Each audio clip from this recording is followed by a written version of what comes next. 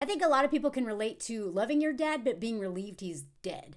Like, I've been thinking about this a lot in the last few days, not only because Succession won all those Golden Globes, and especially this scene right here is so relatable. Because this is like one of the kids, and if you haven't seen the show, it's okay. I'm not really going to talk about specifics, but rather broader topic. But this is one of the kids of Logan Roy who was treated the worst. I mean, he was, from what I understand, the one that was like physically abused the most. He wanted so bad to get his dad's approval, but was also treated just awful. And he's the most upset when dad is gone. And what it made me think about is like, he freaked out looking at the coffin of his dad. And when I started thinking about when I rewatched this morning, it was such a bad idea. I've been so emotional all morning, all day, because a lot of times I have a hard time, not a lot of times, for most of my life, I've had a hard time processing my own emotions. And I have to ride my bike in order to cry.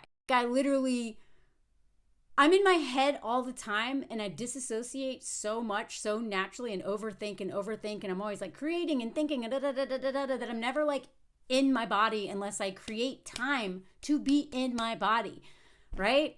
And so what I realized is that I ride my bike, I try to ride my bike every day, not just for exercise. Exercise is good and all, but it helps me process things. It helps me feel things because I'm literally breathing. And I usually listen to music, which makes me like sentimental. And when my dad died right before I moved to France.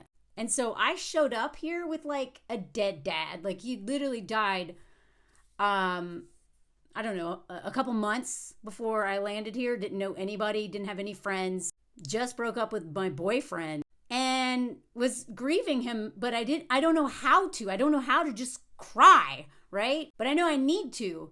So I rode my bike every day and gave myself that time to cry. And that's how I cried. And it worked every time. I would just cry. That's why Shiv's character is also very relatable to me.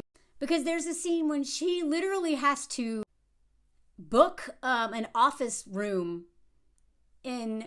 It's an office room. I have never worked in offices. I don't even know what you call them. A room, an office, whatever. For 1 hour a day so that she could cry.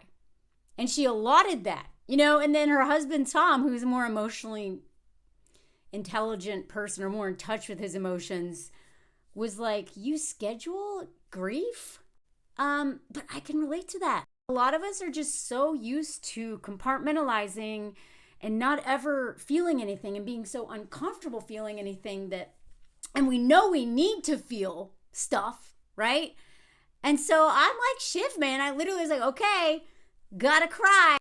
And in fact, like a few weeks after I arrived in France, I rode my bike, cried some, and then like I had I was like happy, thinking happy thoughts. And then I was like, I felt bad that I felt happy because I'm supposed to be grieving, right? So I pulled over to the side of the river, put my bike right next to me and looked at pictures of my dead dad. And then I just started bawling because I was like, okay, I need to get this out. And while I was like this and my hair was like this, someone literally stole my bike and rode it away. Like it was right next to me. It wasn't even behind me. It was right next to me. And I was like, really? Y'all are going to take my bike while I'm crying about my dad? But whatever. They'd steal your bike. I've had my bike. Whatever. It's a very common thing to happen in France. They steal your bikes all the time. So I had to schedule my grief and force my grief and do things to let me feel.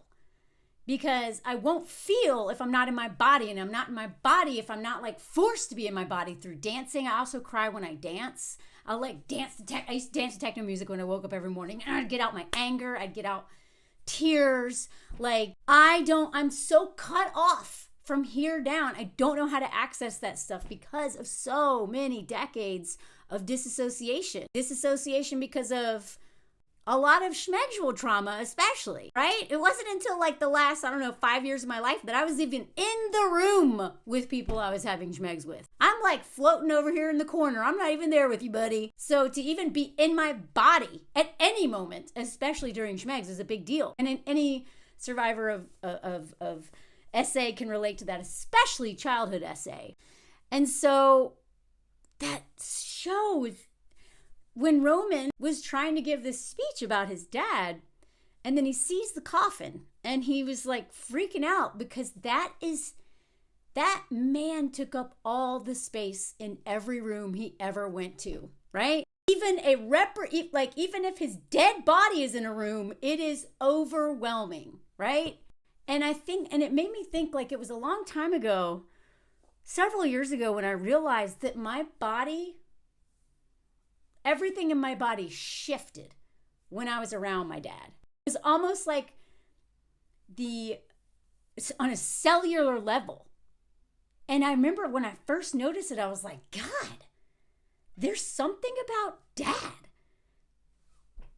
that has a power over me that no other human on earth has over me.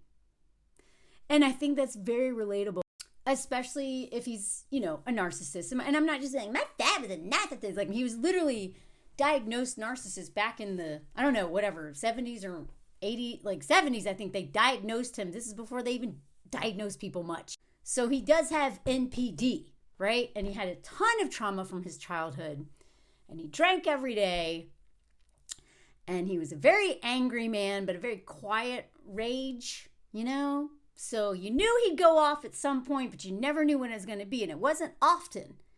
And that actually made it worse because you're on edge, walking on eggshells. The man took up all the space in every room that I was ever in. Now, he did not have that power over everybody the way Logan Roy did in Succession, because that man was like literally one of the most powerful people on the planet, right? And had money and power and everything to back up that up. But anybody who has, and it doesn't have to be just dads, okay? I know that mom can do this. I know the sister can do this. I know that it's not gender specific, but I am just talking about dads in this one because they're so violent. They tend to be, not always, men are more violent towards their family, physically violent. I'm not saying that, emotional violence isn't any more harmful, but because of patriarchy and the way that mothers and wives are raised to kind of tiptoe around dad and his moods, right? And the kids are taught to tiptoe, and especially in military families. And my dad was a Vietnam vet, okay? So, but this isn't in any family where, dad thinks he's the king. The whole family, there's something about his presence, right? And so my whole journey of forgiving my dad has been really complicated because on the one hand, I am who I am because of him, the good and the bad. And I hate to say good or bad because I don't think anything is just good or good, bad, right? My sense of humor I get from him. I look just like him. He was a writer, very funny man. The things that I love the most about myself, a lot of those I get from my dad, right?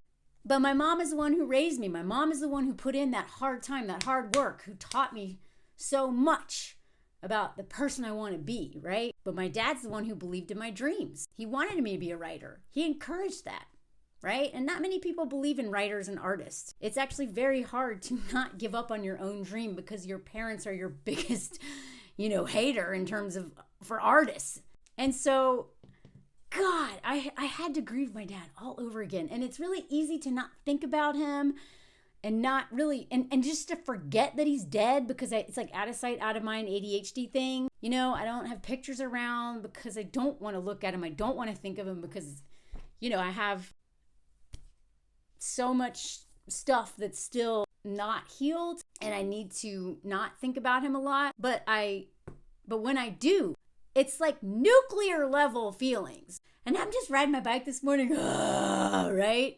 Because watching, and this is what I love about movies and TV and just storytelling in general, but watching Roman and Shiv process grief, losing a man that they loved so much and they saw as their dad, but also was the source of so much of their pain and so much of their trauma and so much of their self-hate and all that stuff, which was obviously because of his own self-hate and the cycle of violence. Watching them grieve was really cathartic and relating to loving a man who for a really long time had so much power over me, missing that man, loving that man, and also oddly being relieved that he's gone. It's a mind fork, y'all.